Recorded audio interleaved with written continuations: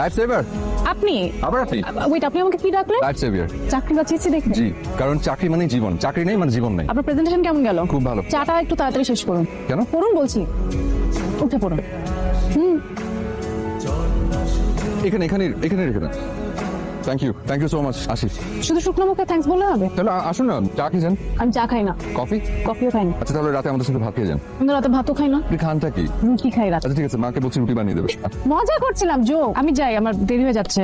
ঠিক আছে, thank you. Excuse me, জি। ভাড়াটা কে দিবে? কিসের ভাড়া? সকালে আপনাকে অফিসে নামিয়ে দিয়ে আসলাম 200 টাকা, এখন আপনার বাসাতে নামিয়ে দিলাম 200 টাকা, সাথে বৃষ্টি, ওয়েটিং চার্জ সবকিছু মিলে সারচার্জ আরো 100 টাকা, সো টোটাল 500 টাকা। বুঝতে পেরেছি। 500 তো নেই, 1000। আমার কাছে ভাঙতি নেই, তাহলে পাওনা থাকে। সারা জীবন আমি জানতাম ছেলেরা মেয়েদেরকে লিফট দেয়, এখন মেয়েরাও ছেলেদের লিফট দেয়। যেটা ঘটেছে সেটাই তোমাকে বললাম। যে পরিমাণে নাটক সিনেমা দেখো আর প্রেমের উপন্যাসের মধ্যে চোখ ডুবিয়ে পড়ে থাকো, তোমাদের অস্থি মজ্জা মস্তিষ্কের মধ্যে না